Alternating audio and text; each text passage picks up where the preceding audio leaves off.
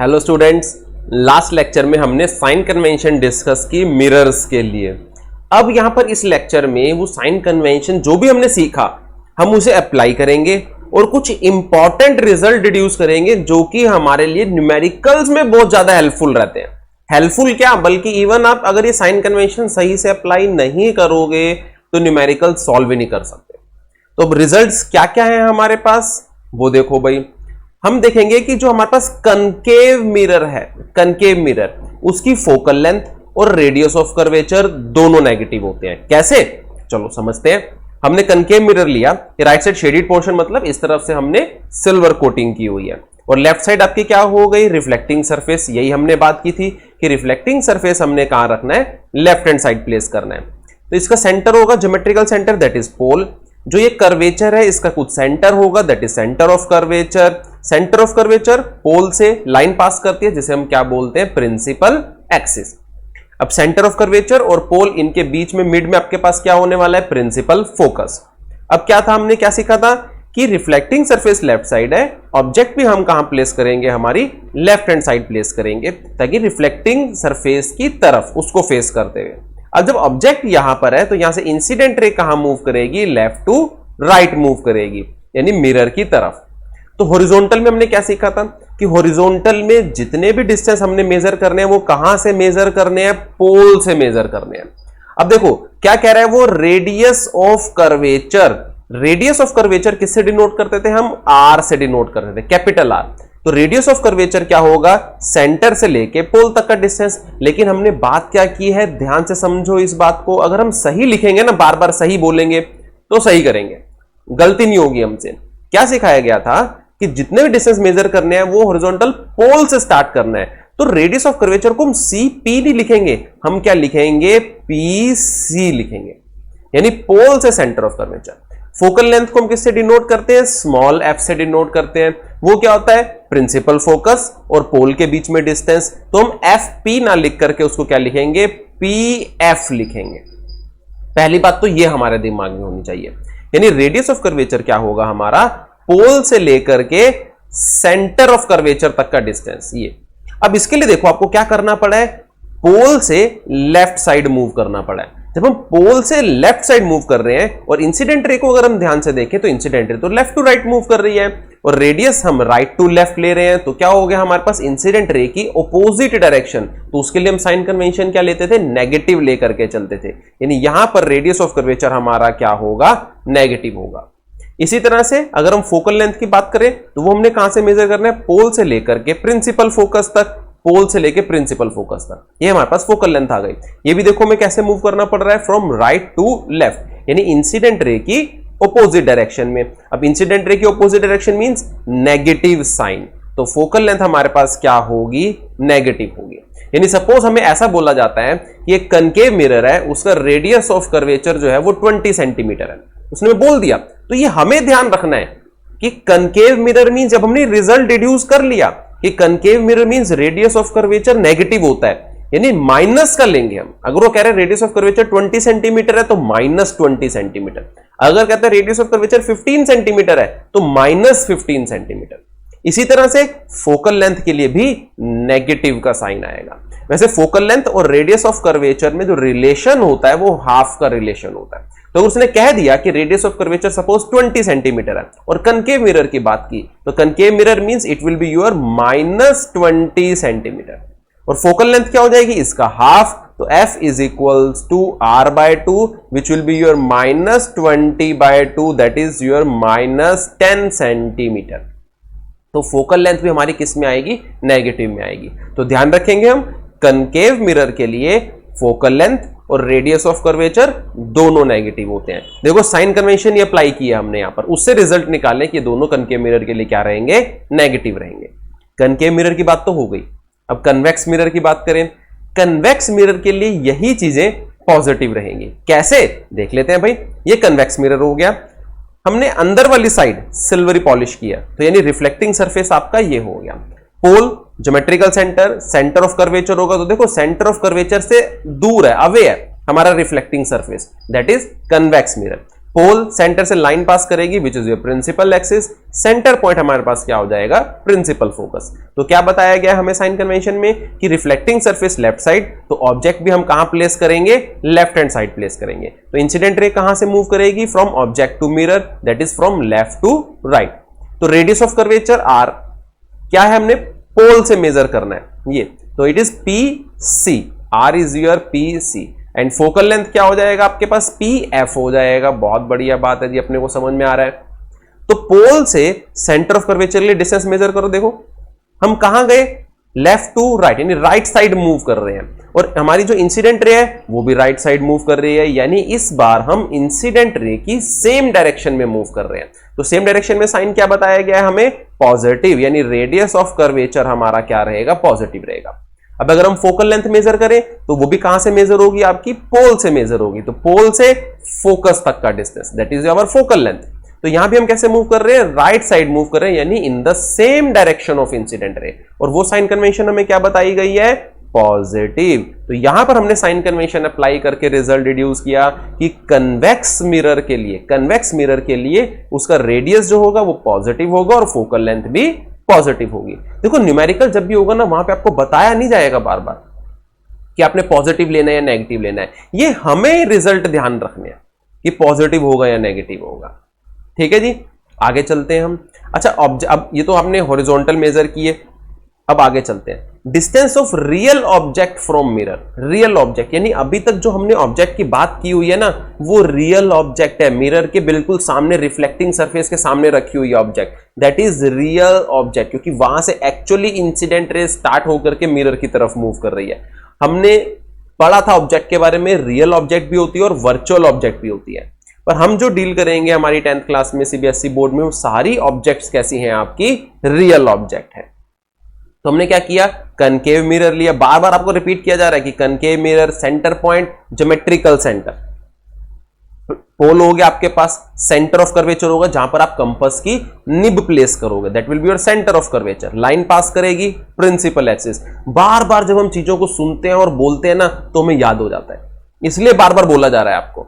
Centre point in दोनों का principal focus हो जाएगा। अब ऑब्जेक्ट क्या है, ये पढ़िए, ऑब्जेक्ट रियल ऑब्जेक्ट है आपके पास, इंसिडेंट रे मूव करेगी लेफ्ट टू राइट, इसे हम डिनोट करते हैं ओ से।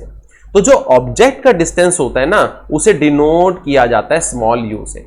ऑब्जेक्ट के डिस्टेंस को किससे डिनोट करते हैं हम, स्मॉल यू, कैपिटल यू नहीं करना, इट्स स्मॉल यू। डिस्टेंस कहां से मेजर होंगे, सारे पोल से मेजर होंगे, तब हमें कहां चलना पड़ेगा भाई, पोल से ऑब्जेक्ट की तरफ, यानी यू आपके पास क्या होने वाला है, पीओ होने वाला है।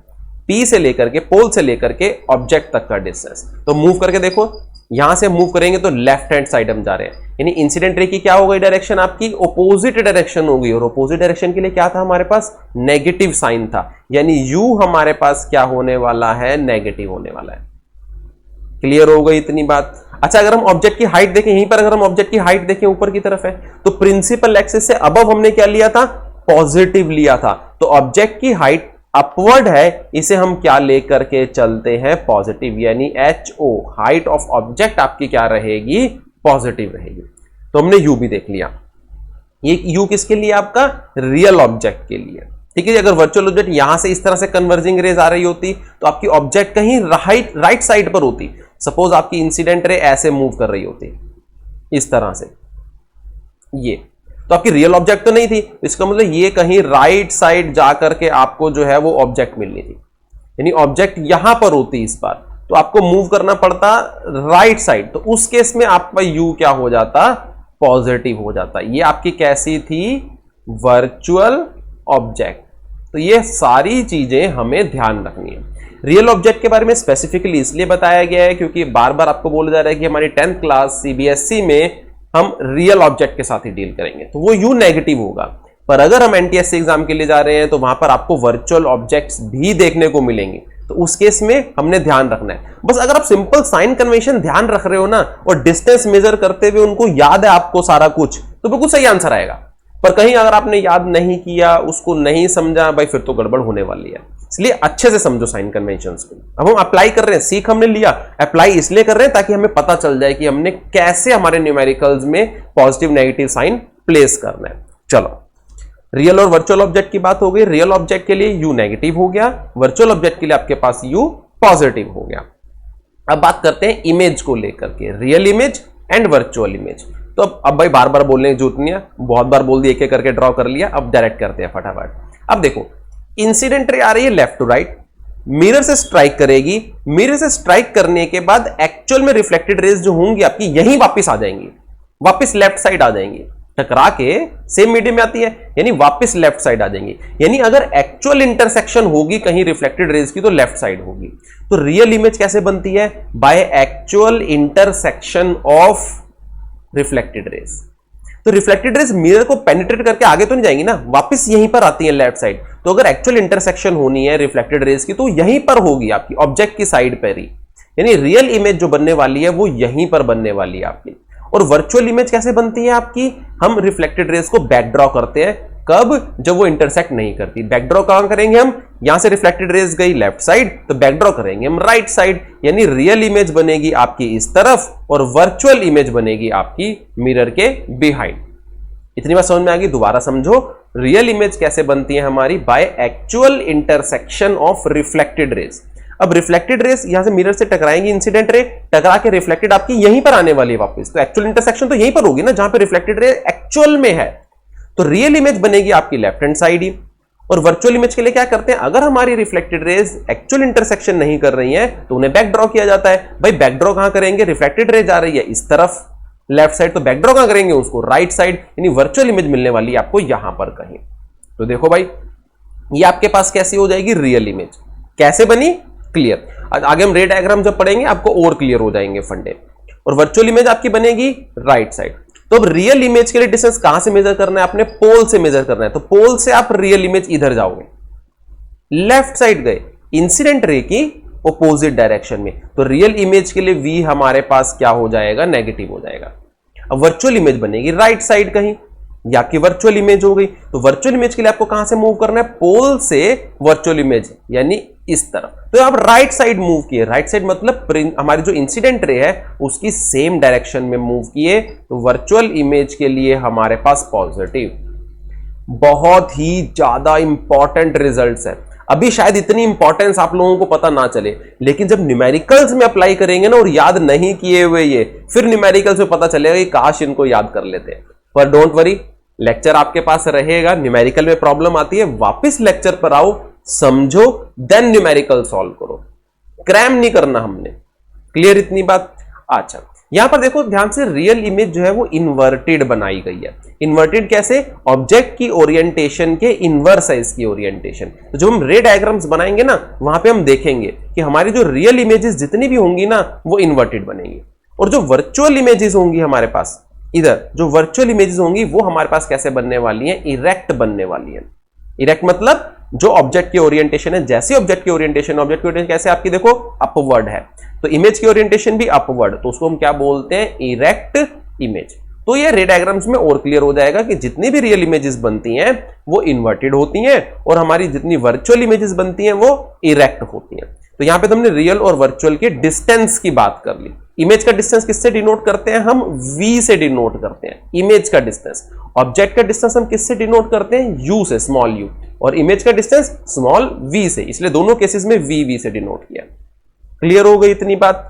अब चलते हैं हम हमारे पास इरेक्ट और इन्वर्टेड इमेज को लेकर के। भाई अभी हमने देखा था कि जो रियल इमेज थी वो कैसी थी आपकी? ये नीचे की तरफ, यानी ये आपकी इन्वर्टेड इमेज थी, और आपकी वर्चुअल इमेज कैसी थी? वो अपवर्ड थी। तो हमने क्या देखा है भाई? प्रिंसिपल एक्सिस से अगर आप अबव मेजर करते हो तो वो पॉजिटिव होता है, और प्रिंसिपल एक्सिस से बिलो मेजर करते हो तो वो आपका क्या होता है? नेगेटिव। यानी इन्वर्टेड इमेज की हाइट जो होगी वो नेगेटिव होने वाली है, और इरेक्ट इमेज की हाइट हमारे पास वो क्या होगी? आपकी पॉजिटिव होगी, क्योंकि आप प्रिंसिपल एक्सिस से अबव मेजर कर रहे हो, दैट इज पॉजिटिव, और यहां पर प्रिंसिपल एक्सिस से बिलो मेजर कर रहे हो वो आपका क्या हो गया? नेगेटिव हो गया। यही हमने सीखा था, ध्यान में रखना है, इन सबको बार बार बताया जा रहा है आपको, नहीं तो न्यूमेरिकल के टाइम पे पता चलेगी इसकी इंपॉर्टेंस फिर कि वाकई में ये बहुत ज्यादा इंपॉर्टेंट है। चलो अब हमने सीख लिया सारा कुछ, अप्लाई भी कर लिया। अब फटाफट से एक बार हम प्रैक्टिस करते हैं। यहां पर आपके सामने एग्जाम्पल है, दो एग्जाम्पल आएंगे, एक ये, इसके आगे नेक्स्ट एग्जाम्पल है। यहां पे देखो पहला एक केस हो गया आपके पास, पूरा रे डायग्राम बना हुआ है। दूसरा केस आपके पास, वहां पे सब कुछ दिखाया हुआ है आपको। प्रैक्टिस करो, सबके साइन है HO, U, R, H2, F, V2, V1, H1। इन सबके लिए आपने देखना है कि पॉजिटिव होगा या नेगेटिव होगा। फटाफट से प्रैक्टिस करो, वीडियो को अपना पॉज करो, सबके साइन मेंशन करो, अपने पास लिखो कि H0 positive negative, H1 positive negative, फिर आगे वीडियो कंटिन्यू करो और मैच करो क्या हमने सही किया है। इतनी बात। चलो देखो, पहले हम हाइट्स उठा लेते हैं, यानी प्रिंसिपल एक्सिस के अबव बिलो। अगर हम HO की बात करें यानी हाइट ऑफ ऑब्जेक्ट, तो वो क्या आपके प्रिंसिपल एक्सिस के अबव है, तो HO हमारे पास क्या होगा, पॉजिटिव होगा, प्रिंसिपल एक्सिस से अबव। H1 की अगर हम बात करें, H1 ये भी प्रिंसिपल एक्सिस के अबव है, तो H1 भी हमारे पास क्या आने वाला है, पॉजिटिव आने वाला है। क्लियर हो गई इतनी बात। चलो H2 की अगर हम बात करें, ये हाइट वर्टिकली डाउनवर्ड है, तो H2 हमारे पास क्या मिलने वाला है, नेगेटिव, इसका साइन नेगेटिव होगा। जो भी वैल्यू होगी, सपोज कहते हैं -3 सेंटीमीटर H2, तो हम क्या लिखेंगे, -3 सेंटीमीटर। हाइट्स हो गई। अब चलो आगे बात करते हैं हॉरिजॉन्टल डिस्टेंस पर। भाई ये ऑब्जेक्ट है, तो इंसिडेंट रे कहां मूव करेगी, फ्रॉम लेफ्ट टू राइट। ये हो गई आपके पास इंसिडेंट रे। इसको रेफरेंस लेकर के चलते हैं हम। कहां से मेजर करेंगे, पोल से मेजर करेंगे। तो यहां से स्टार्ट हो जाते हैं। भाई सबसे पहले हमारे पास क्या है, यू कैसे जा रहे हैं हम, पोल से लेफ्ट साइड, यानी इंसिडेंट रे की ऑपोजिट डायरेक्शन में। तो यू हमारे पास कैसा रहेगा, नेगेटिव। अब यू के बाद आ जाओ V1 हम कहां मूव कर रहे हैं, राइट साइड, यानी in the same direction of incident ray. तो V1 हमारे पास क्या होगा, पॉजिटिव होगा। आफ्टर दैट देन हमारे पास क्या है, R, radius of curvature, pole से सेंटर तक का डिस्टेंस। कहां है आपका, देखो कनकेव है, कनकेव देखते ही पता चल जाना चाहिए भाई ये तो नेगेटिव था। अभी हम करके आए हैं, फिर भी incident ray right side move कर रही है, रेडियस ऑफ कर्वेचर हमारा लेफ्ट साइड हम जा रहे हैं, तो R हमारे पास कैसा रहने वाला है, नेगेटिव रहने वाला है। फिर F पर आ जाओ, फोकल लेंथ, भाई रेडियस ऑफ कर्वेचर नेगेटिव है तो फोकल लेंथ भी नेगेटिव होती है। तो पोल से लेफ्ट साइड मूव कर रहे हैं, इंसिडेंट रे की ऑपोजिट डायरेक्शन में मूव कर रहे हैं हम, इंसिडेंट रे की ऑपोजिट डायरेक्शन में। तो फोकल लेंथ हमारे पास क्या आने वाली है, नेगेटिव आने वाली है। अब बात करें V2 की, V2 क्या था आपका, सेकंड इमेज का डिस्टेंस। वो भी देखो क्या है आपका, लेफ्ट साइड मूव करना पड़ रहा है, यानी in the opposite direction of incident ray. तो V2 हमारे पास क्या रहेगा, नेगेटिव है। मैच कर लिए अपने सारे। अब सेकंड की प्रैक्टिस स्टार्ट कर दो, वीडियो पॉज करो, लिखो सारे साइंस, आफ्टर दैट फिर मैच करो। चलो, ऑब्जेक्ट HO अपवर्ड है, that is your positive. HI image, ये भी अपवर्ड है, तो ये भी आपके पास क्या रहेगा, पॉजिटिव। चलो इतनी बात तो हो गई। अब हॉरिजॉन्टल, उसके लिए इंसिडेंट रे, ऑब्जेक्ट ये पड़ी हुई है, मिरर ये रहा, तो इंसिडेंट रे मूव कर रही है आपकी left to right, that is incident ray. अब बाकी आ जाओ, यू कहां है, लेफ्ट साइड, यानी इंसिडेंट रे की ऑपोजिट डायरेक्शन, तो यू क्या हो गया आपके पास, negative. Then we right side move करना पड़ रहा है, यानी in the same direction of incident ray, तो वी क्या हो जाएगा हमारा, पॉजिटिव। फोकल लेंथ की अगर हम बात करें F, वो भी कहां मूव कर रहे हैं हम, इंसिडेंट रे की सेम डायरेक्शन मूव कर रहे हैं, that is from left to right. तो F हमारे पास क्या रहेगा, पॉजिटिव रहेगा। रेडियस ऑफ कर्वेचर, वो भी हम मूव कर रहे हैं राइट साइड, यानी in the same direction of incident ray, तो R हमारे पास क्या होगा, पॉजिटिव होगा। यहां तक क्लियर हो गए दोनों एग्जांपल। एक और करते हैं, उसमें गूगली फेंकी हुई है। चलो ये एक लास्ट एग्जांपल, इसको भी हम ट्राई करेंगे। वीडियो पॉज करो, ध्यान से देखो डायग्राम को, यहां पे गूगली है, ध्यान से वीडियो पॉज करो, ट्राई करो सारा का सारा, आफ्टर दैट मैच करो। ठीक है जी, चलो आई होप ट्राई कर लिया होगा। ये नहीं कि डायरेक्ट कंटिन्यूअसली देख रहे हैं, ईमानदारी से पॉज करके ट्राई करो।